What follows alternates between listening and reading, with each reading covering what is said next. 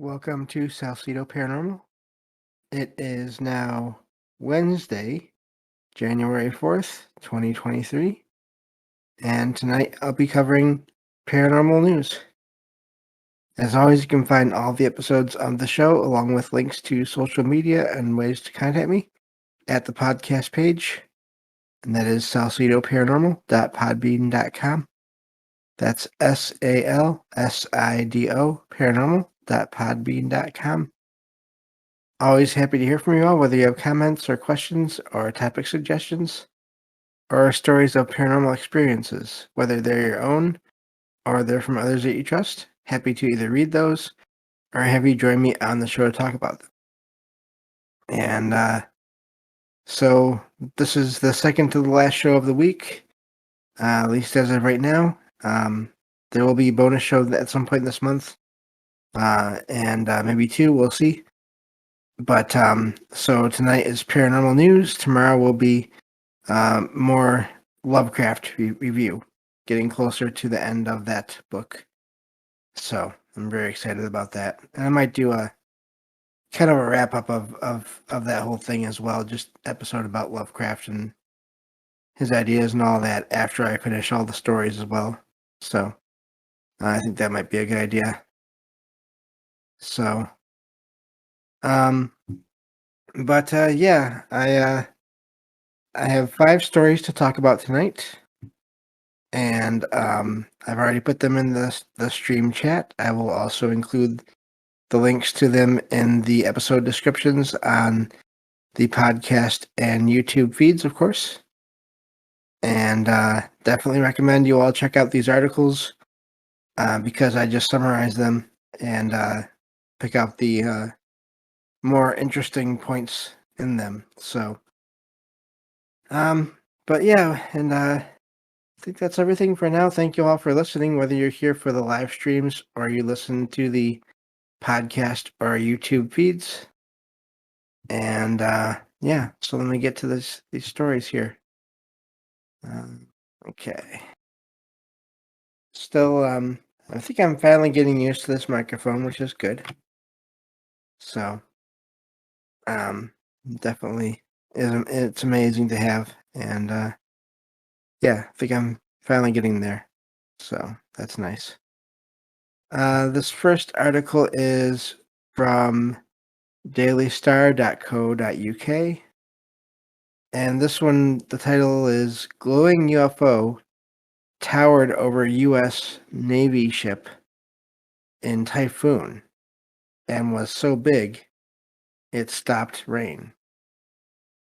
Now, I don't usually cover a lot of the sort of the drama between the various government agencies and Congress and all of that. That is somewhat mentioned in this article here, but just the description of this massive object that was seen near the apparently the USS Blue Ridge back in 2008. And I am sorry if you hear that noise from the heater. I can't seem to stop it.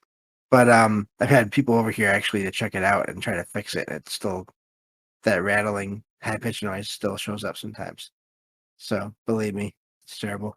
Anyway, hopefully you don't hear it at all. But and so apparently it was so big. Now this is amazing. The ship was so big that the rain. See, I don't know how this is possible.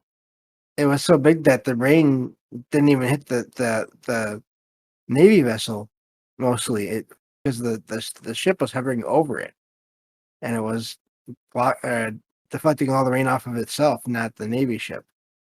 If I'm reading this right. So, and this is a major storm. So this vessel, whatever this is in the air, is supposedly was just hovering there despite all this bad weather. This winds and rain. I'm guessing there's winds and rain. So goes into more detail. Apparently this was in mentions Thailand, so I'm guessing near Thailand. and in 2008. And so the typhoon had 90-knot winds and 40 to 50-foot seas. So I don't know much about all the numbers and how all that works, but that's still some good sized numbers there. Um, so yeah, just amazing. Apparently, these lights in this craft were yellowish, and they appear to be on a flat surface. Um, the object apparently grew brighter before taking off straight up, and as it did, once it did, the rain started hitting the Navy vessel again.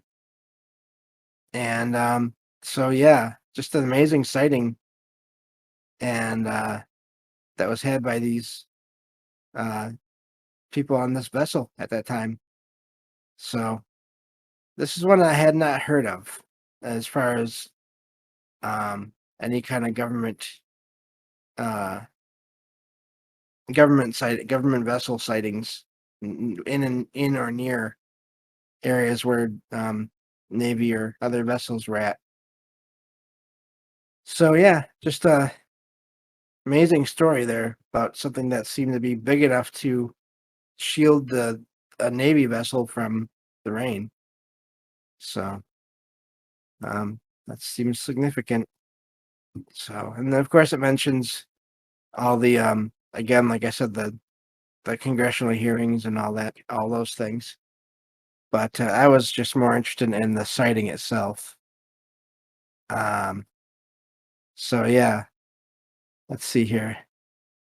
Okay, all right, good. I'm glad it sounds good.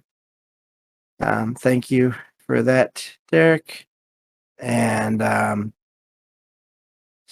thank you, APOC. Let's see. So Derek says here that good friend of the show, Rivers, mentioned that typhoons are associated with portals and vortexes in the east.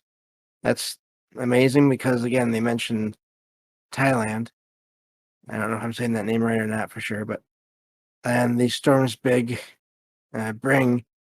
entities with them, and I sort of believe that just from the way, yeah, probably butchering it, but maybe the lights came from the typhoon vortex. Could be. But the way some storms seem to move around, where they'll just make sudden sharp turns, um, toward or away from places, has always seemed to me like to I don't know, made me wonder if there was some kind of intelligence there. Um, and when it comes to any kind of hurricanes, tornadoes, typhoons, whatever, storms in general, just how they move. And I mean, maybe there's some kind of logical explanation that I'm just not aware of.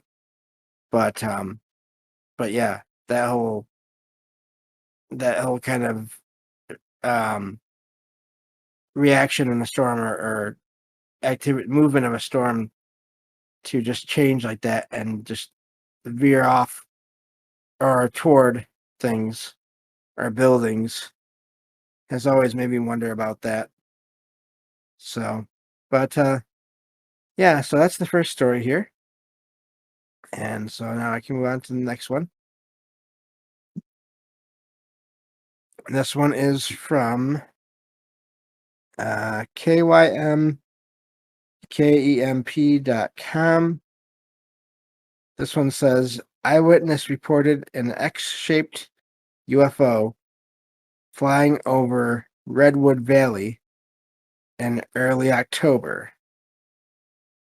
And so this is according to a report from in the National UFO Reporting Center, also known as NUFORC.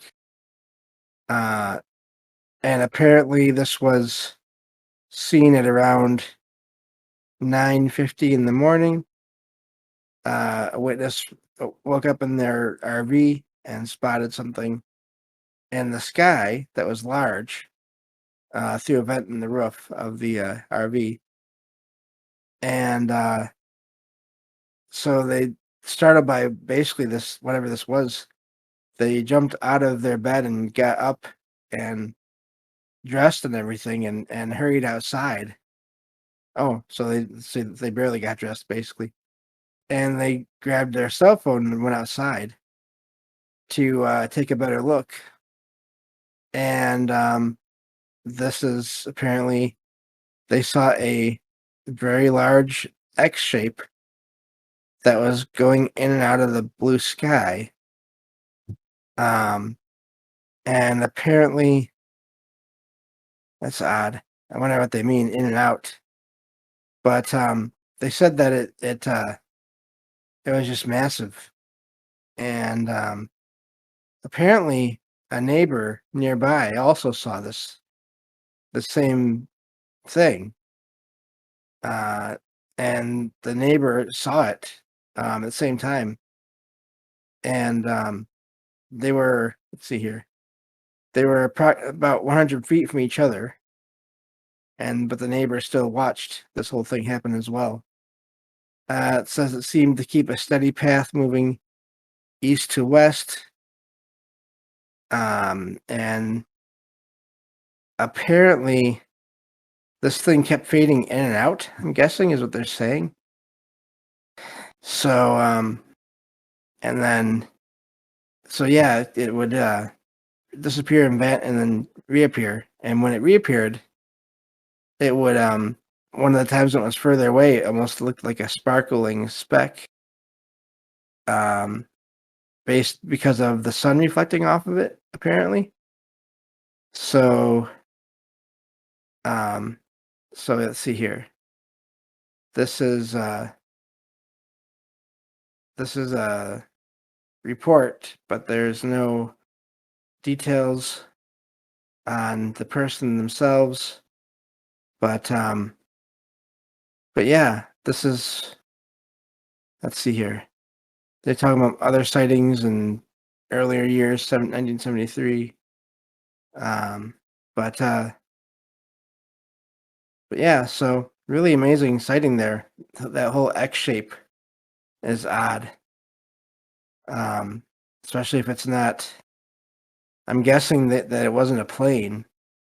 That I mean, people will usually be able to tell a difference between like a plane and something else, I would guess. But yeah, so neat sighting there, especially the way it faded in and out and in and out. So neat sighting. But so that's the second article here. I wonder what the significance is of an X shape. I've only seen that in a couple of articles so far that I've used for the show. Um, yeah, I was wondering about the clouds. Rohan brings up a good point. Maybe they meant in and out of the clouds. Could be. Hello, Rohan. Hello, Derek. Everybody that's here listening. So, but yeah, could be that. It's hard to tell with these reports. But yeah, it's not egg shape. I'm sorry, Derek. It was X shape, like the letter X.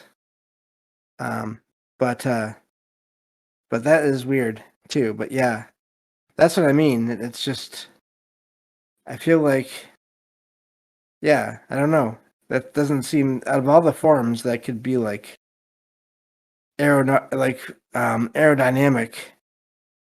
An X does not seem like one of them.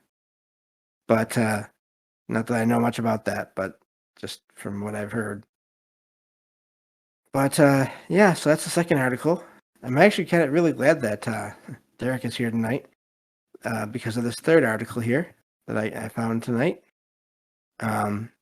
This is from allthat'sinteresting.com, and it says from ghosts to UFO sightings to a Bigfoot-like creature, legends claim that the Bridgewater Triangle has long been home to a variety of unexplained occurrences. I love when these places pop back up in websites. They just go back and check out these or look into these places more. And this is one of those places that's in Massachusetts. So And this brings up a point too. These triangles that appear to be all over the world that seem to be hotspots for paranormal activity. And so this is an area that is in southeastern Massachusetts that is famous for all these things that they mentioned in the title. Apparently, it's a 200 square mile area, and it was the name. The Bridgewater Triangle came from cryptozoologist Lauren Coleman, very well known within that field. And this name came about in the 1970s, so that's when so long he's been working on all these things, which is amazing. Became better known in 1983, when Coleman put out a book, Mysterious America, which I'm going to have to look into. Um, and so, yeah, so this is apparently that was featured in that book. And of course, this area does have it's the history of it goes back to many colonial settlements along the East Coast. And then, of course, there are legends and myths throughout the area as well, going back to those times. And so, yeah, just really amazing these kinds of sightings. Um, and these apparently this is all like based around a town and then the surrounding areas. Um, so there are many sites in the area that are said to have reports of paranormal activity, from swamps to different stones. Um, so they have a map here, which is really neat. And let's see here.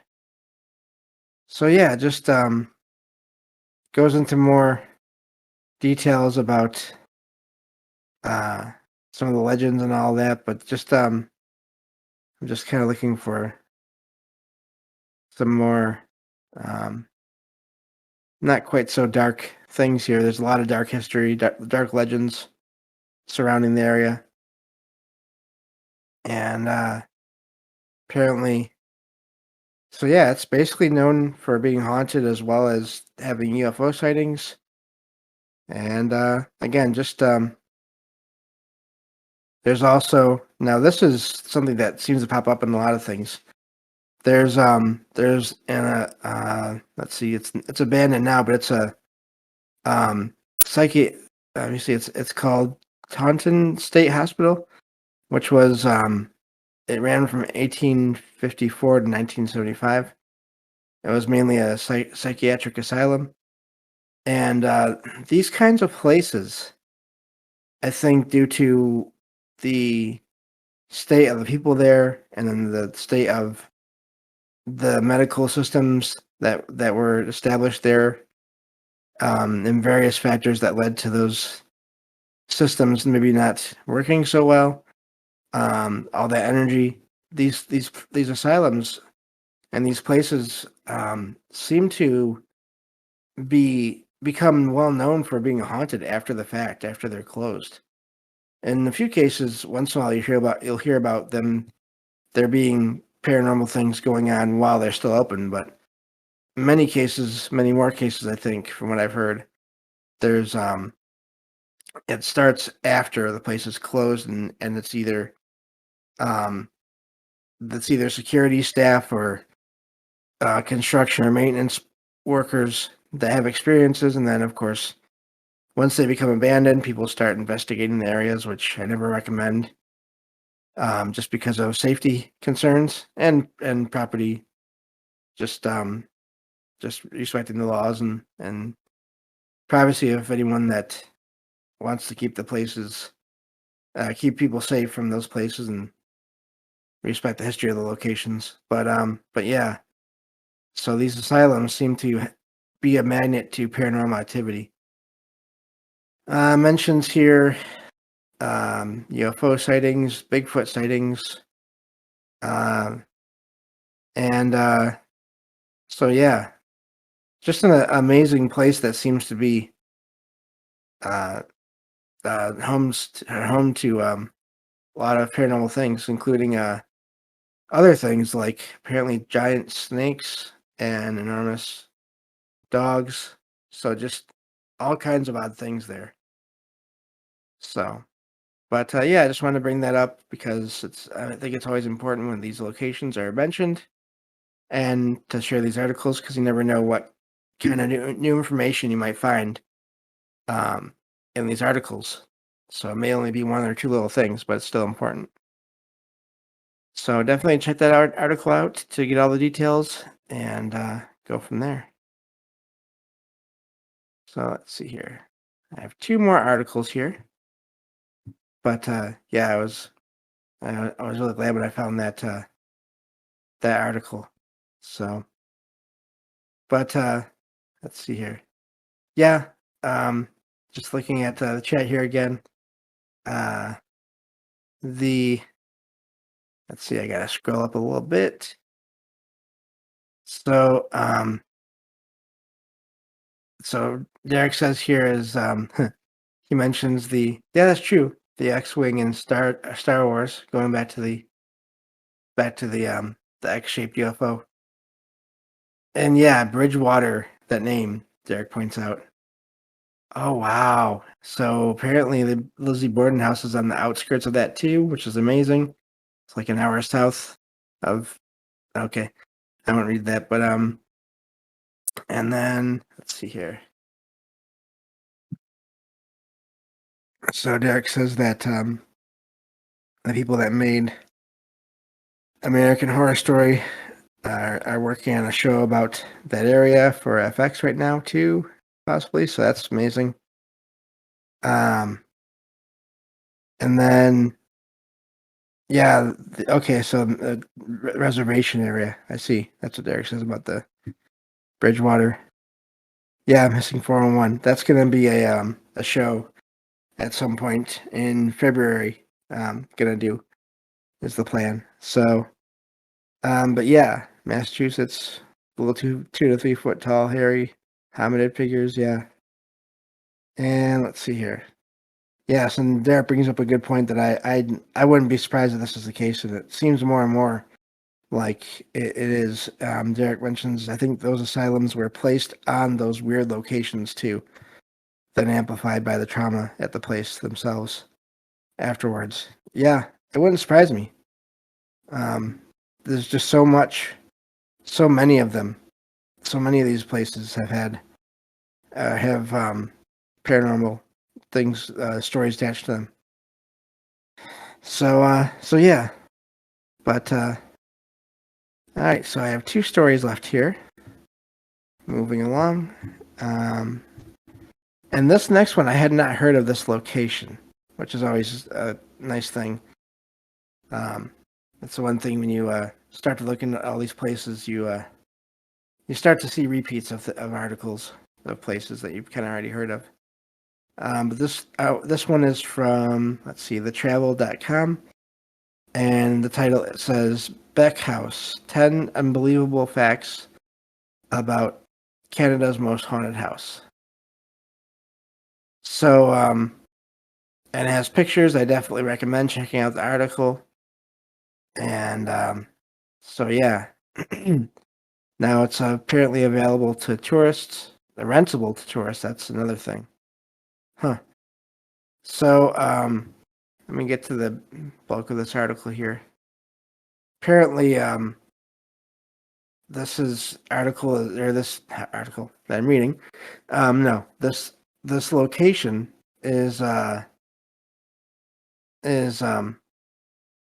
important to uh let me see here, the Victorian London style, basically.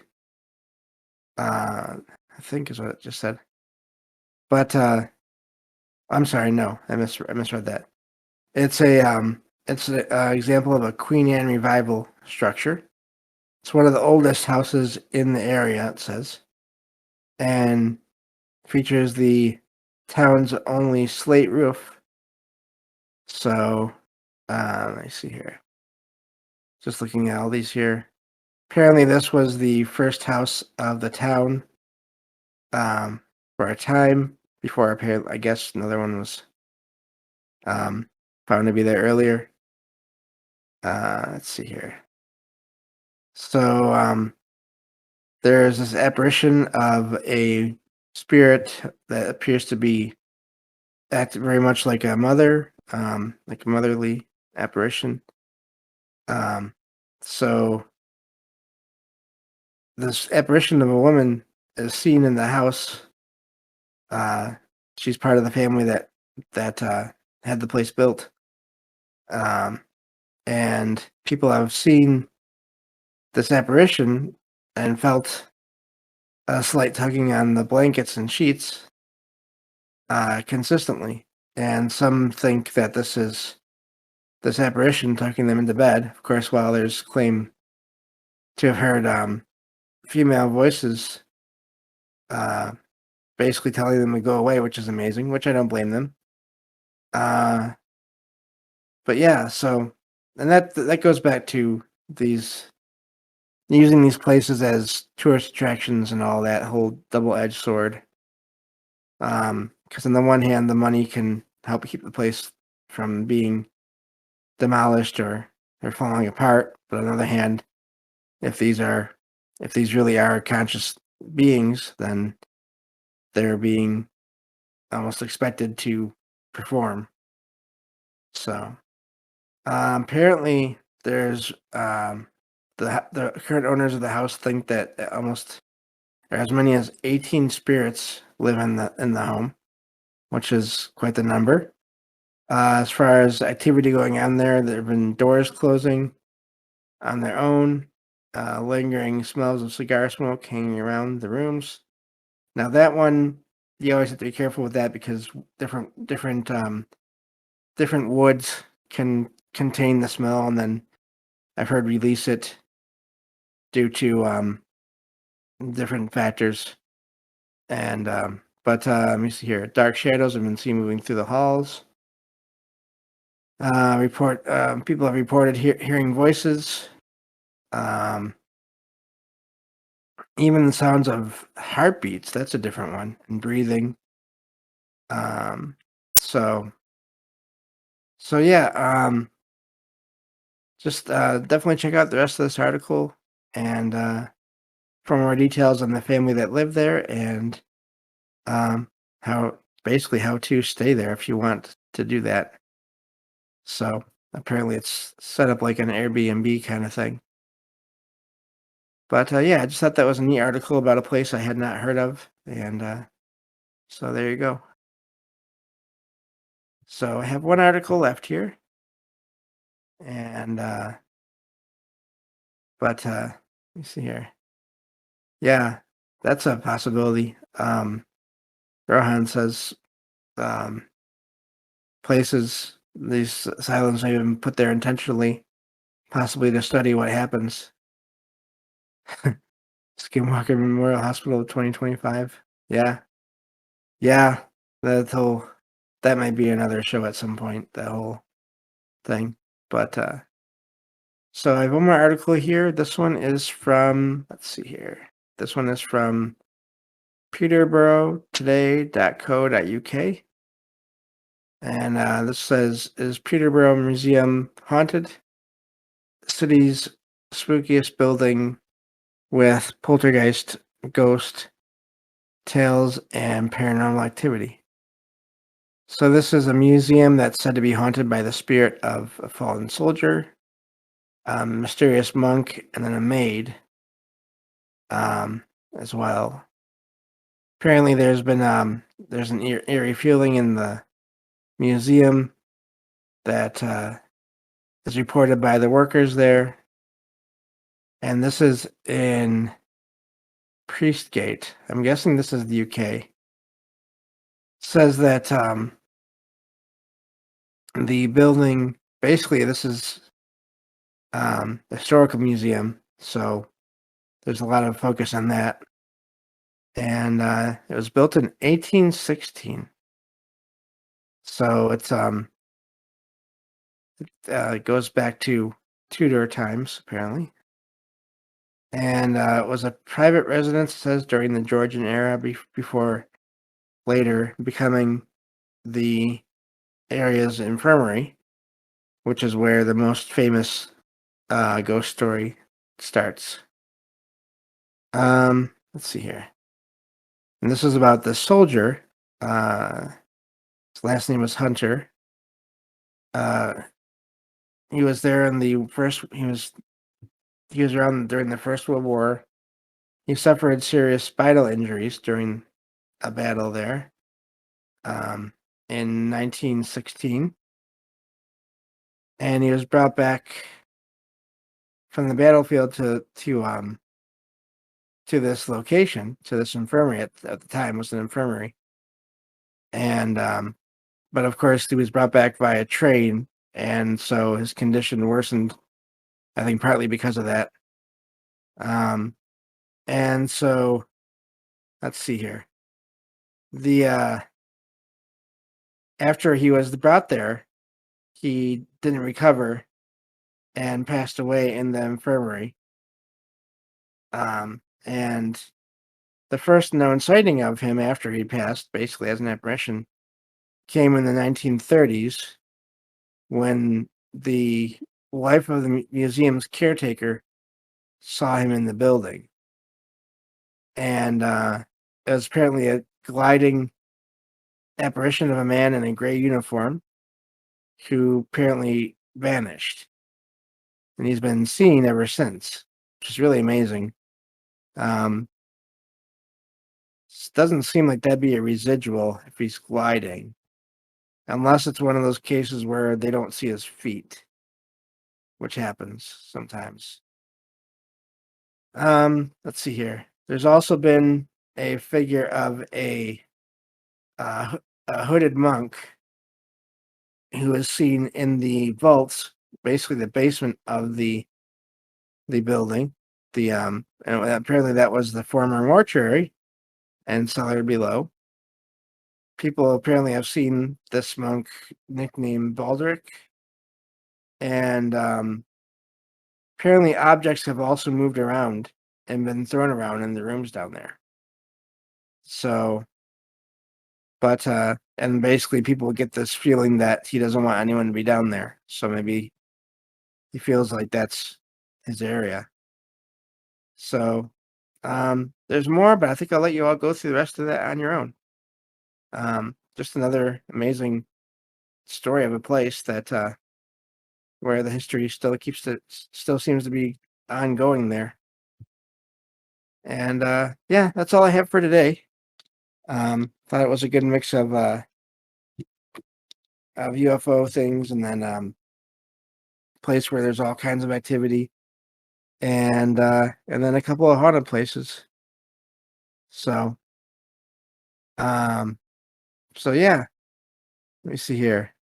Derek says, I have one of those huge asylums or hospitals in my town that was used to film an episode of the Stephen King Castle Rock show. And the location in the show was a vortex spot. There you go.